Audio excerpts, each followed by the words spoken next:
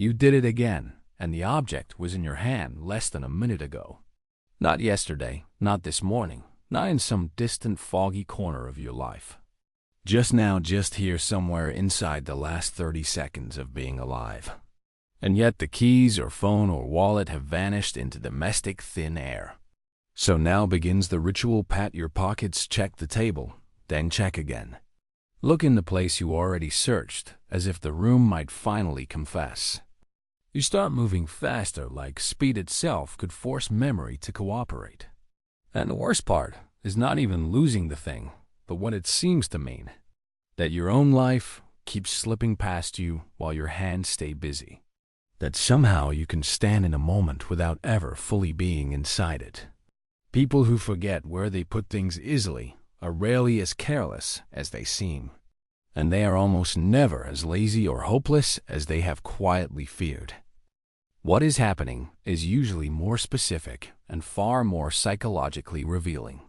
Because in many cases, the problem is not memory itself, but mental registration. The object was placed down by the hand, but never properly noticed by the mind. And that difference matters more than most people have ever been taught to see. You assume you lost the item after setting it down somewhere without thinking. But often you never truly encoded the moment deeply enough to retrieve it later. Your body completed the action while your attention had already moved elsewhere.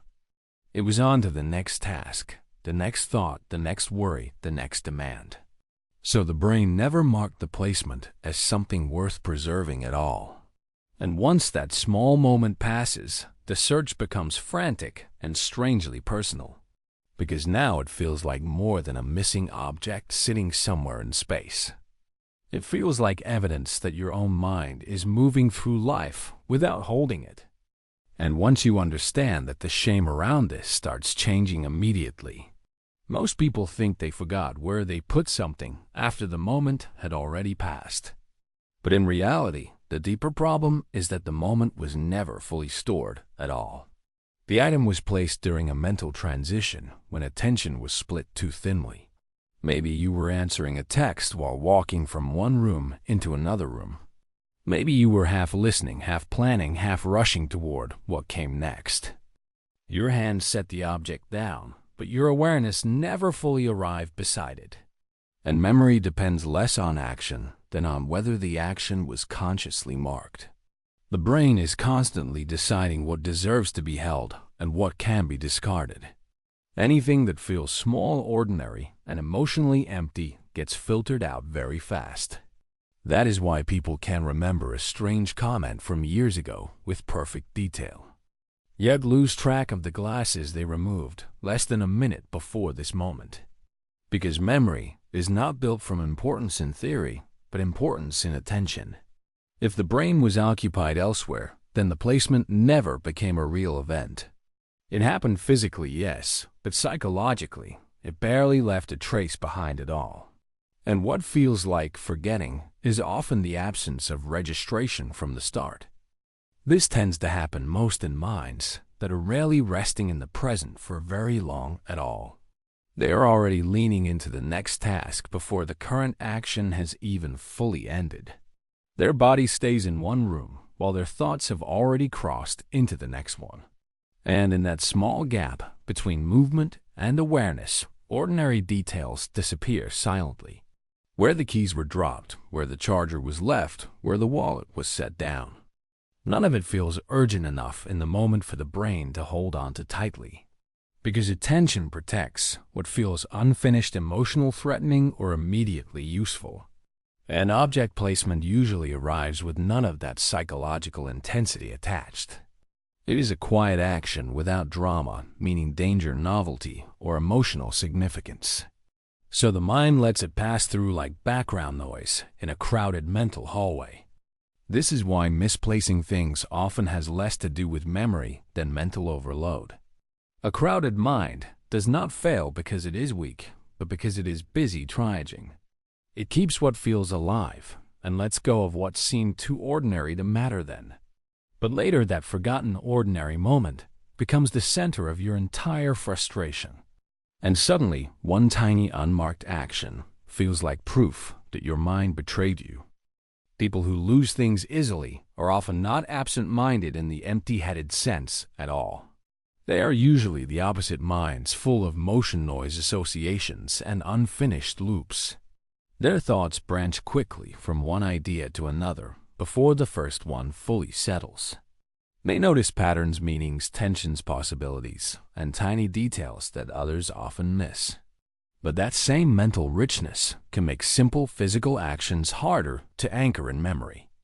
Setting an item down is too ordinary, too quiet, too dull to compete with inner momentum. So the mind keeps moving while the body performs one more small forgettable action. And later, when the object is gone, the person feels confused by their own behavior, because they know they are observant in many ways and deeply aware in many moments. They can remember conversations, moods, expressions, and strange details from years earlier.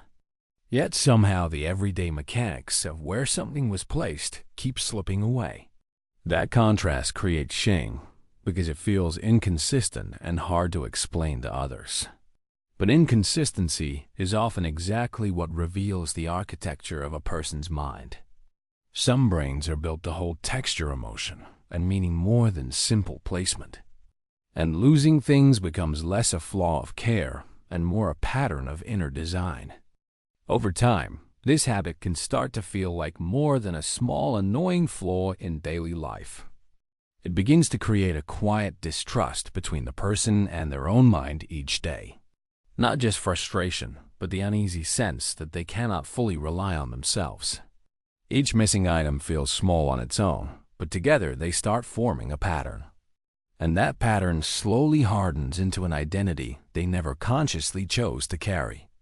The careless one, the chaotic one, the person who always loses what matters most. Other people may get irritated, and that irritation can make the shame grow deeper. Because now the problem is no longer private, it becomes social and painfully visible. It starts to look like irresponsibility, even when the deeper cause is scattered attention. And once someone believes the habit says something moral about who they are, it sticks. But this is where the story needs to be interrupted before it turns into self-judgment. Losing things easily does not always mean a person is lazy, careless, or disconnected. Sometimes it means their attention keeps getting pulled away during transitional moments. The object was never lost by a bad person. It was missed by an overloaded mind. And that is a very different explanation from the one shame usually tries to tell. There are ways to reduce this, and they usually begin with making placement more conscious each day. Saying out loud where you put something can help the mind register the moment more fully. So can keeping certain objects in one fixed place instead of trusting memory under pressure. These are not tricks for a broken person, but supports for a mind that moves quickly. Because people who lose things easily are often not careless, but mentally elsewhere too soon. Their thoughts arrive at what comes next before the present moment has fully closed behind them. And that does not make them hopeless. It makes them human in a very specific way. So if this has ever made you question your own mind, do not end the story there. You may not be failing at life nearly as much as you are failing at mental marking. If this kind of psychology makes you feel understood, subscribe for more videos like this.